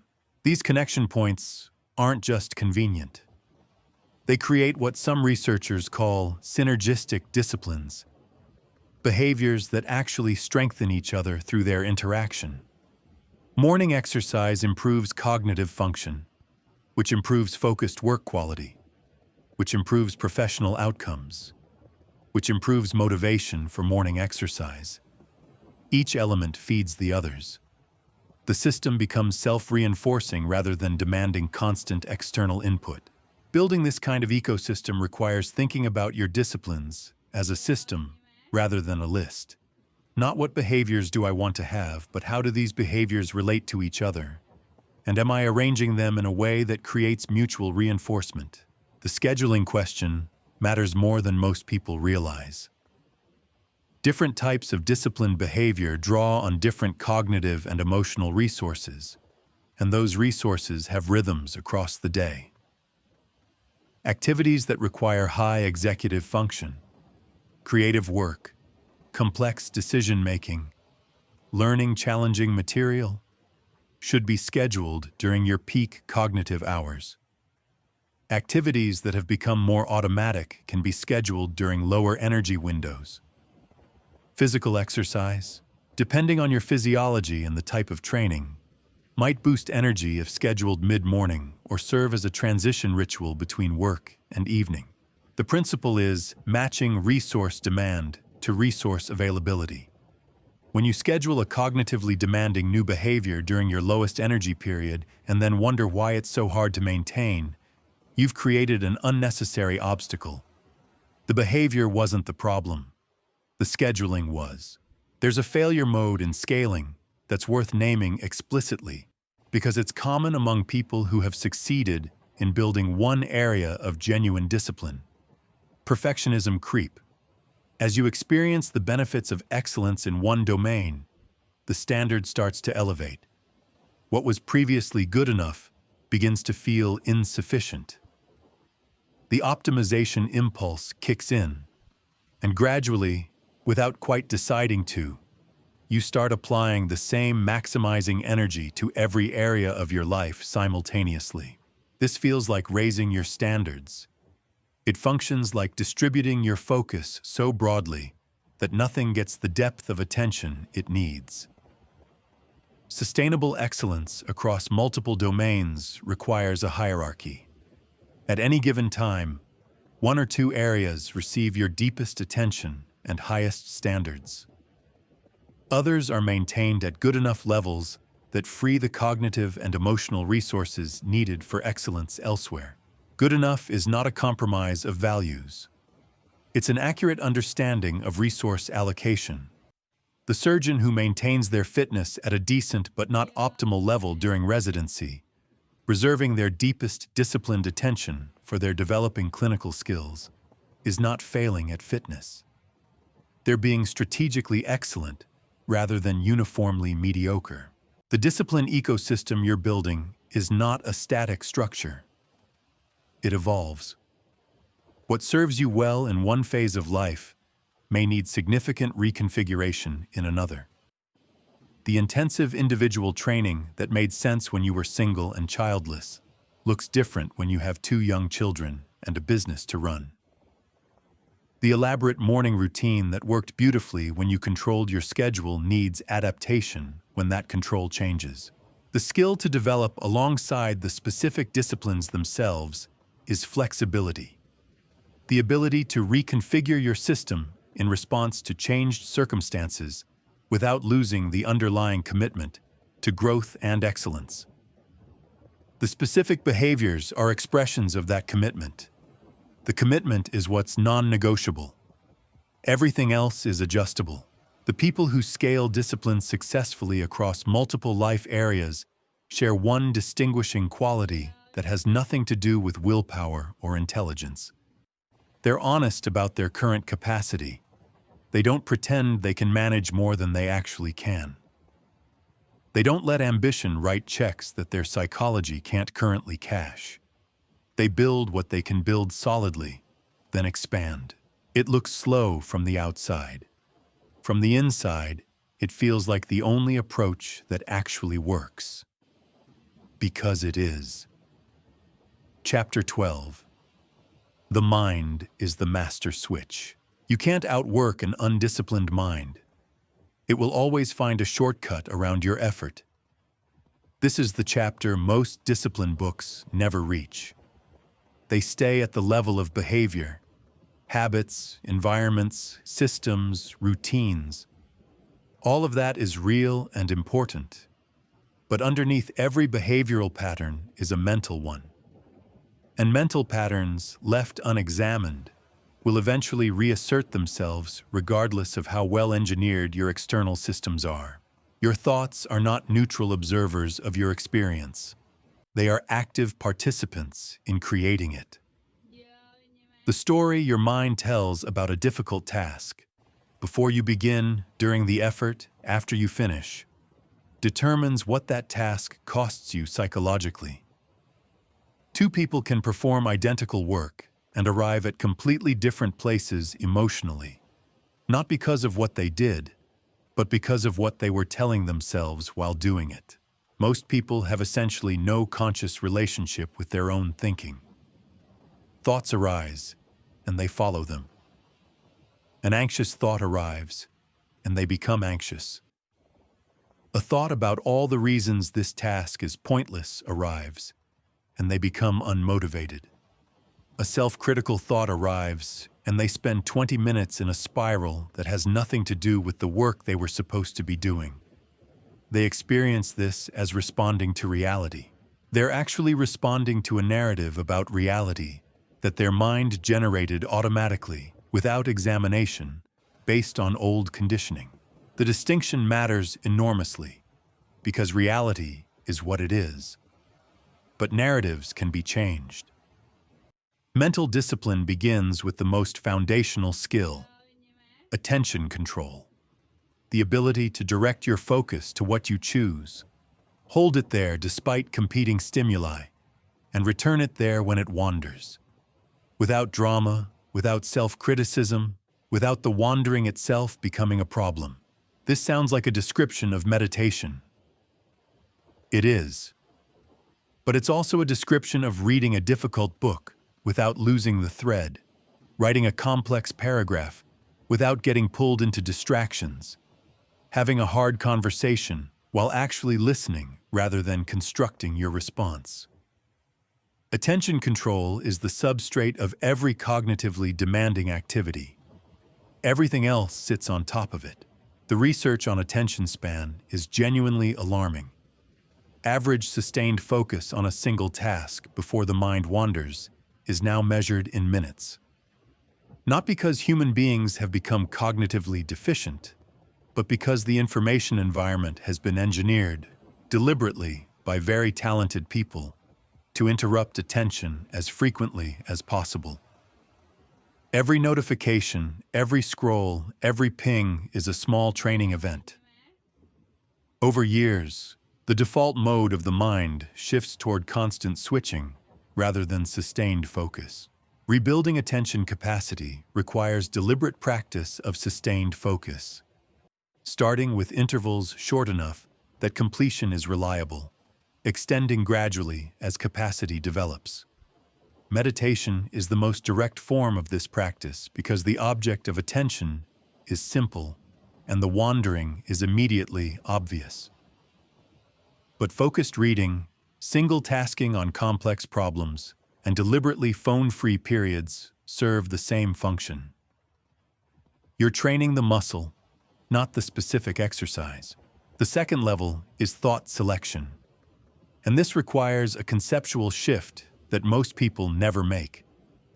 You cannot control which thoughts arise. Attempting to do so is both futile and counterproductive. Suppressing thoughts tends to make them louder. But you can control which thoughts you engage with and develop. Thoughts are more like offers than commands. They arrive and present themselves for engagement. You can accept or decline. A self-critical thought arrives.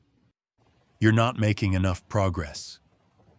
You can engage with it, follow it into a comparison with someone further along, extend it into a narrative about your inadequacy. Let it reshape how you feel about the work you're currently doing. Or you can notice it, acknowledge it briefly, and return your attention to the task. Not fighting it, not arguing with it, just declining to develop it further. This is not positive thinking. Positive thinking tries to replace negative thoughts with positive ones, which requires constant effort and produces a kind of psychological exhaustion. Thought selection is more neutral than that. It's simply developing the habit of noticing when a thought has arrived and making a conscious choice about whether to follow it. The practice is built through exactly the same mechanism as attention training. You notice the thought. You label it briefly: anxious thought, self-critical thought, planning thought, avoidance thought. The labeling creates a small but real distance between you and the content of the thought. That distance is where the choice lives. In that space, however narrow, you can redirect. Over time, the redirection becomes faster and more automatic. The thoughts still arrive, but they no longer carry the automatic authority they once had. You've introduced a gap between stimulus and response, and that gap is what most people mean when they talk about psychological freedom. The third level is emotional regulation, the ability to experience strong emotions: frustration, anxiety, boredom, resistance, without being controlled by them. Without making the emotions logic your logic. The key misunderstanding here is that emotional regulation means reducing or suppressing emotion. It doesn't. Suppression is exhausting and eventually counterproductive. Emotional regulation means maintaining access to your full cognitive function and long-term values, even while a strong emotion is present. You can feel frustrated with the pace of your progress and still do the work. You can feel anxious about a difficult conversation and still have it. You can feel resistance to starting a hard task and still start. The emotion is real. Its authority over your behavior is optional. This develops through repeated practice of doing the right thing in the presence of the difficult feeling. Not by eliminating the feeling first. The feeling doesn't have to be resolved before the action. The action can precede the resolution, and often it produces the resolution. The resistance evaporates once you've started. The frustration shifts once the work is actually happening. The anxiety reduces once you're in the conversation. The fourth level is perspective control. The deliberate choice of how to interpret events, circumstances, and challenges. Most people interpret automatically based on patterns established long ago, in contexts that may have no relevance to their current situation. A perceived criticism arrives, and the automatic interpretation is, "I've failed. I'm not good enough. Something is wrong with me." A setback occurs, and the automatic interpretation is, "This proves it won't work. I should stop." These interpretations feel like accurate readings of reality. They're pattern completion. Your brain is filling in a familiar narrative based on limited information and old conditioning. Perspective control is the practice of pausing before accepting the automatic interpretation and asking, "Is this the most accurate reading available? What other interpretations are consistent with the actual facts? Which interpretation is most useful given where I'm trying to go?" This isn't about finding the most optimistic interpretation. It's about finding the most accurate one. And the most accurate interpretation of difficulty is almost never that something is fundamentally wrong. It's usually that something is genuinely hard, which is different and considerably more workable. The compound effect of these four levels of mental discipline, attention control, thought selection, emotional regulation, perspective control, is difficult to overstate. As each develops, it changes the internal conditions for all disciplined behavior. The work feels different, not easier in the sense of requiring less effort, but more available, less obstructed, less at war with a running commentary of resistance and self-doubt. You're not fighting the task and your own mind simultaneously. You're just doing the task. That reduction in internal friction is the leverage point that makes everything else in this book work better. The environmental design is more effective when your mind isn't generating reasons to circumvent it. The habit loops are more robust when your thoughts are supporting them, rather than undermining them. The identity shifts happen faster when your internal narrative is moving in the same direction as your behavior. Mental discipline isn't the supplement to behavioral discipline. It's the foundation it rests on. Everything else you've built in this book is real. It works. But underneath it, doing the work that makes it sustainable, is the quality of your own thinking. That's the master switch, and you can learn to operate it. Je extended jung chach. Min kan xemlai outline hien taiwa them he chapter moi chonoi dung pu hop voi flo kua kuon sach. Dua tren hung gi jan viet. Jai la hai chapter moi juoch them vao. Chapter moi ba. The long game, sustaining excellence across years, not weak score experience. The reader understands that long-term consistency requires a completely different psychology than short-term habit building. Opening line. The habits that survive a decade aren't the ones you built fastest. They're the ones you built for the right reasons. Chapter 14. Discipline as identity. When excellence stops being something you do. Core experience. The final integration. Discipline dissolving into character so completely, it stops feeling like discipline at all. Opening line. The goal was never to become more disciplined. The goal was to become someone for whom discipline is no longer the right word. Chapter 13. The long game. The habits that survive a decade aren't the ones you built fastest. They're the ones you built for the right reasons. Most of what gets written about discipline is written for weeks. Build the habit in 66 days. Transform your morning routine in 30. The implicit promise is that if you get through the difficult beginning, the rest takes care of itself. Consistency becomes automatic. The hard work is front-loaded. After that, you're done. This is true as far as it goes. Habits do become more automatic with time. The neural pathways do strengthen, the identity does shift.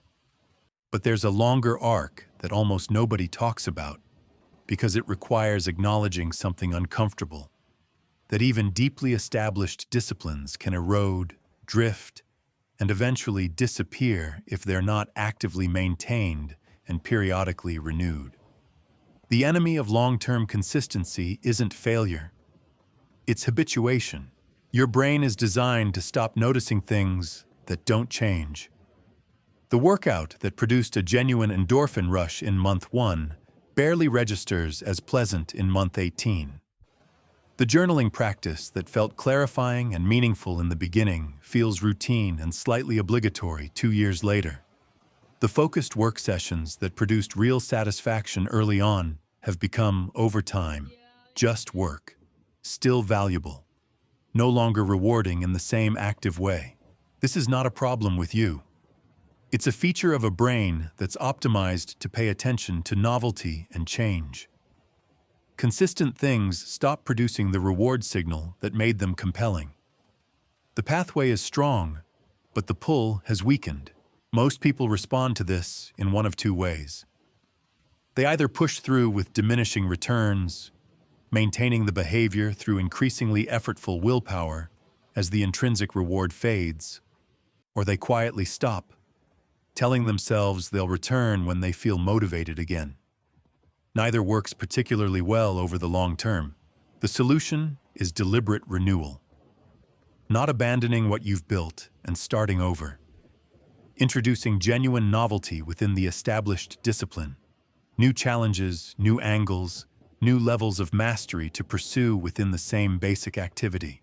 The runner who has maintained consistent training for 2 years needs something different than the runner who started last month. Not more running necessarily. More interesting running. A new distance goal. A different type of training. A race to prepare for. The introduction of coaching or technique refinement.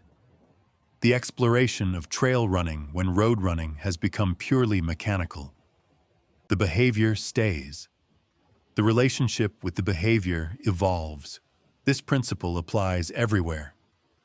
The writer who has maintained a daily practice for 3 years might need to write in a different form, explore a new genre, or set a more ambitious project than anything they've attempted before. The person who has maintained healthy eating for 2 years might need to develop genuine culinary skill, rather than just following the same rotation of reliable meals. The meditator who has sat consistently for 18 months might need a retreat, a new teacher, or a different tradition to explore. The common thread is optimal challenge, keeping the discipline in the zone where it's producing real engagement rather than mechanical repetition. Too easy and the brain disengages. Genuinely challenging and the reward system reactivates. The behavior that has become routine can become interesting again when approached as a domain with genuine depth still to explore. There's a related challenge that appears specifically in people who have been genuinely successful with discipline over extended periods. The arrival fallacy, the belief, usually unconscious, that a certain level of achievement grants permanent exemption from continued effort. You reach your target weight, and the intensity of nutritional discipline relaxes. You complete the ambitious project, and the focused work habits soften. You achieve the fitness milestone, and the training becomes less structured. Not immediately. Gradually. Each small relaxation feels justified, earned, reasonable. The cumulative effect, months later, is a significant regression that feels like it happened suddenly, but was actually a long, slow drift. Discipline is not a destination, it's a practice. The distinction sounds semantic. It isn't. A destination is somewhere you arrive and then inhabit. A practice is something you engage with continuously, not at the same intensity always, but without ever fully setting it down. Musicians understand this intuitively. Even the most accomplished concert pianist practices daily. Not because they're still learning to play, they mastered that years ago. Because the capacity requires maintenance. The moment serious practice stops, the capacity begins to decline. This isn't considered a burden by people who've genuinely integrated their craft. It's just the nature of the thing they love. Your disciplines work the same way. The capacity you've built requires ongoing engagement to remain at full strength. This doesn't mean maximum intensity forever. It means never fully stopping, never fully disengaging, never treating the work as complete. The practical implication is building review into your system at regular intervals. Not obsessive tracking. Honest, periodic assessment. Monthly, perhaps, or quarterly. Are your key disciplines maintaining their standards? Has anything drifted without your conscious awareness? Is the challenge level still appropriate? Or has something become so routine it's stopped producing growth? These reviews aren't occasions for self-criticism. They're system calibration. You're looking at the data without judgment and making adjustments before drift becomes regression. There's one more dimension of long-term consistency that deserves direct attention. The relationship between your disciplines and your evolving sense of what your life is for. The specific behaviors that serve you at 30 may not be the right ones at 45. The disciplines that made sense when you were building a career look different when you're established in one. The training that fit your life when you had unlimited time needs reconfiguration when you have children or aging parents or other significant responsibilities. The learning disciplines appropriate when you're acquiring foundational knowledge need to evolve when you're developing mastery. People who maintain genuine excellence across decades do so not by rigidly preserving the exact behaviors they established early on, but by remaining committed to the underlying values: growth, integrity, health, contribution, while allowing the specific expressions of those values to evolve with their circumstances and understanding. The discipline evolves because you evolve. The commitment to excellence doesn't waver, but what excellence looks like and what it demands of you changes as you change. That flexibility isn't weakness. It's the thing that makes the commitment sustainable across a lifetime rather than just a season. The long game requires playing a different game than the short one. Same values, different understanding of how they're expressed, maintained, and renewed across the full arc of a life. You don't need more motivation. You never did. What you needed was an accurate understanding of what was actually happening when discipline felt impossible, and what was actually happening in the people who made it look effortless. Now you have that understanding. The question is what you do with it. The honest answer is, start smaller than feels right. Not because you're not capable of more, because the foundation is what lasts. The elaborate structure built on solid ground survives everything. The dramatic transformation built on willpower and urgency survives until Thursday. Everything in this book points toward the same underlying truth. Your brain is not your obstacle. It's your most powerful tool, one that most people operate on factory settings their entire lives, never realizing the settings can be changed. The reward system can be reconditioned. The neural pathways can be rebuilt. The identity can be rewritten, not through force, through patient, intelligent, consistent application of how the machinery actually works. The people you admire for their discipline are not more virtuous than you. They're more conditioned. Some got there by accident. through circumstances that happened to train their brains well. Most got there through deliberate practice of exactly the principles you now understand. The gap between you and them is not character. It's not genetics. It's not some quality distributed at birth to a lucky few. It's repetition. Consciously directed, properly rewarded, patiently accumulated repetition. You will not feel different tomorrow. Possibly not next week. The changes this work produces are real, durable, and compounding, but they're quiet. They happen below the threshold of daily awareness and then surface one day as a life that looks, from the inside, like it belongs to someone else. Someone more capable, more consistent, more at ease with hard things. That person is not someone you're waiting to become. That person is the direction you're already moving. Keep moving.